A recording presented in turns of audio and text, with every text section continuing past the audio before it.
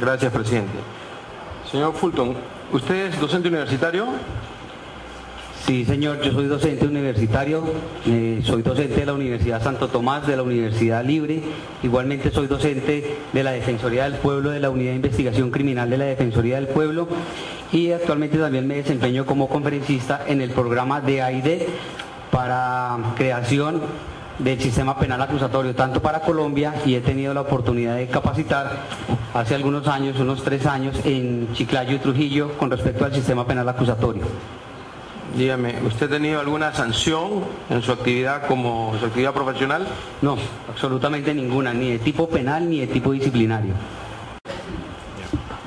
Dígame, ¿cuál fue el estudio que usted realizó sobre el murete del pasillo que está debajo de los palcos? Bueno, en el murete se realizaron varios procedimientos y varios estudios. El primero de ellos fue analizar la información suministrada por los funcionarios del Ministerio Público o la Policía Nacional que realizó el estudio del murete. Los informes presentados por la policía, por el Ministerio Público, dan cuenta que en el murete no se observó ni se encontraron manchas de sangre. Por tal razón se hizo desplazamiento a este lugar y con el fin de buscar manchas de sangre se aplicó el reactivo Blue Star. El reactivo Blue Star está diseñado para revelar manchas de sangre muy viejas o que han sido lavadas. Podemos hablar de 3, de 4, de 5 años, se pueden revelar aún manchas de sangre en diferentes tipos de superficies con el Blue Star. Se aplicó Blue Star al murete con el fin de identificar manchas de sangre, pero no hubo reacción con respecto al Blue Star, es decir, no fluorece. La aplicación del Blue Star sobre sangre lo que hace es fluorecer. Se haya lavado, se haya limpiado, va a fluorecer si allí hubo sangre. En el murete no se encontró absolutamente ningún rastro de manchas de sangre. Igualmente en esta zona del pasadizo lo que hicimos fue ubicar el lago hemático, donde según las fotografías que se presentaron en los medios de comunicación, cae el señor Walter Ollance.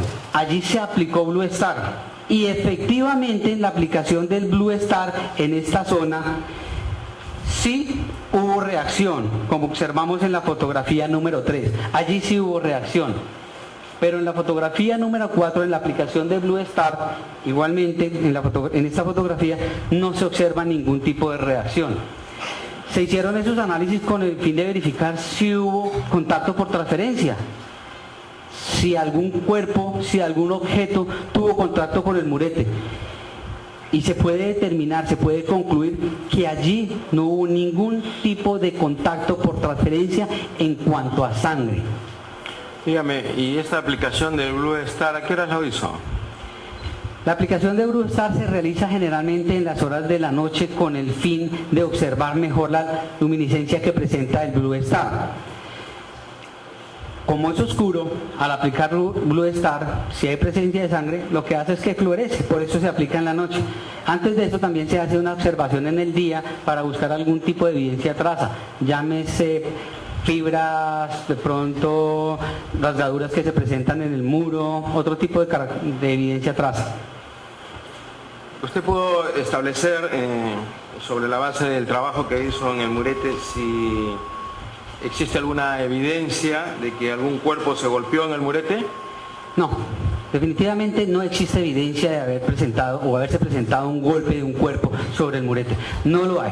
Si un cuerpo se golpea contra un murete, obligatoriamente tiene que existir evidencia. Por eso se habla del principio de intercambio y transferencia. Los cuerpos van a dejar elementos materiales probatorios y se van a llevar elementos materiales probatorios. Si un cuerpo golpea contra un muro de estas características que está hecho en cemento, necesariamente se tiene que presentar una lesión, necesariamente tiene que haber contacto de sangre, de tejido epitelial, inclusive de fibras de las prendas, pero aquí no había absolutamente nada de eso. Bien.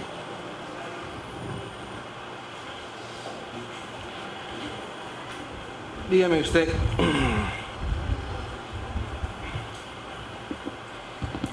sobre la base de sus investigaciones y su peritaje, ¿usted tiene algún tipo de conclusión respecto a lo que ocurrió ese día? Sí, uno como concluye en los casos de análisis hechos, después de los hechos. A partir de la evidencia encontrada, evidencia física, llámese sangre, fibras, cabellos, a partir de las heridas que se presentan en un cadáver y a partir de los testimonios. A partir de esos elementos materiales probatorios es que se hace una reconstrucción. Con base en esos elementos materiales probatorios y apoyado en los propios dictámenes que presentó la Policía Nacional del Perú con respecto a los impactos en el murete, con respecto a la manera en que se presentó la dinámica de la escena, se puede concluir que aquí se presentó una muerte accidental. ¿Por qué se menciona una muerte accidental?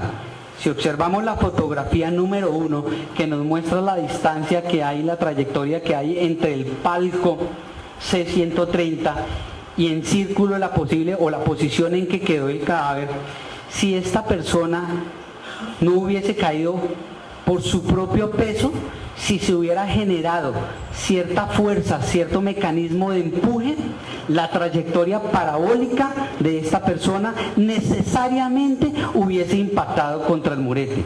Necesariamente hubiese impactado contra el murete. Pero aquí no ocurre eso. Observemos lesiones en el cadáver. Si efectivamente hubiese impactado contra el murete, le pido a la audiencia y le pido a la presidencia que observen estas imágenes a ver si existen lesiones en la parte de la espalda o parte posterior del occiso. No las hay, no hay ninguna. Y estamos hablando de una altura promedio de 8,5 metros, 9. Observemos las lesiones en cráneo, en cabeza. Si una persona cae de unos 9 metros aproximadamente e impacta contra un muro delgado que tiene filo y de concreto, pues se hubiera generado una lesión grandísima. Aquí no hay ninguna herida de esas características. Súmele a eso a las prendas. Observemos las prendas. Las prendas no tienen ningún rastro de haber sido impactado por fricción contra algún objeto filoso o contra un borde, en este caso el murete. No lo hay, no se observan. Finalmente observemos la mano. La mano nos está mostrando que se corresponde con un mecanismo de sujeción, un mecanismo de agarre, de tracción, no de impacto. Si ustedes observan los pulpejos de la mano, si esta persona hubiese caído de esta manera, así, contra el piso o contra el murete, ¿qué hubiese pasado con los pulpejos? Al menos hubiesen tenido una escoriación, es decir, una raspadura, pero no las hay. No las hay. Entonces la mano no pudo haber caído de esta forma. Es imposible que haya caído así. Esto es lo que nos indica, lo que nos está mostrando, perdón, es que es un mecanismo que corresponde a tracción o agarre. Les decía acá, no se observan pulpejos compatibles con impacto que pudiera generar ese tipo de lesión. Bien, dígame. Entonces, ¿fue empujado o no fue empujado este señor?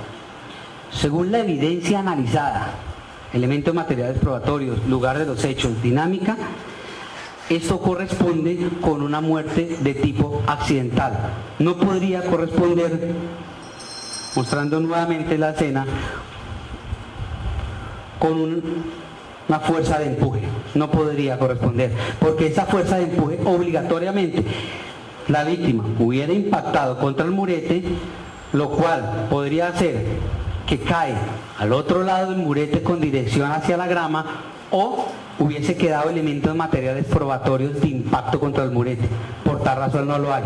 La persona lo que hace es, cuando va a caer por su propio peso, genera un mecanismo de tracción, y al generar el mecanismo de tracción lo que hace es que caiga de esta manera, casi vertical. No podemos afirmar que la persona haya sido empujada. No hay elementos de juicio para llegar a esa conclusión. Bien, dígame usted, ya quiero terminar. ¿Qué importancia tiene para su análisis la vestimenta, en este caso de la persona que se cayó? ¿Qué importancia tiene? Por ejemplo, el pantalón, los calcetines, ¿qué significación tienen? La evidencia de prendas nos da mucha información, partiendo desde una posible aproximación con respecto a la condición social del sujeto. Solo partiendo de ahí, posible condición social del sujeto. Pero en el caso de accidentes o en el caso de muertes violentas, pues vamos a encontrar evidencia física como evidencia traza. En este caso hubiéramos encontrado que si se impacta la prenda, la camiseta, sobre un muro, pues encontramos desgarros en la prenda, daños en la prenda. Incluso podemos encontrar fibras de contacto de la prenda con el cuerpo. Y aquí no se encontró eso. Por tal razón es imposible que haya ocurrido un impacto contra el muro. Físicamente y objetivamente es imposible, porque no hay evidencia. Y si no hay evidencia, pues no ocurrió. Entonces la ausencia, por ejemplo, de un pantalón, de un calcetín, ¿cómo repercute en un análisis de esa naturaleza? En el mal desarrollo del procedimiento investigativo, porque nos falta evidencia, se pierde evidencia, no llega evidencia, pues vamos a llegar a conclusiones erradas. Recordemos que en investigación criminal las conclusiones parten de la evidencia, y si falta evidencia, en este caso pantalones, camisas, chaquetas, pues nos falta parte de la evidencia. Si no la hay, pues no la podemos analizar. Entonces no podríamos llegar a conclusiones si no la tenemos. Quiero hacerle una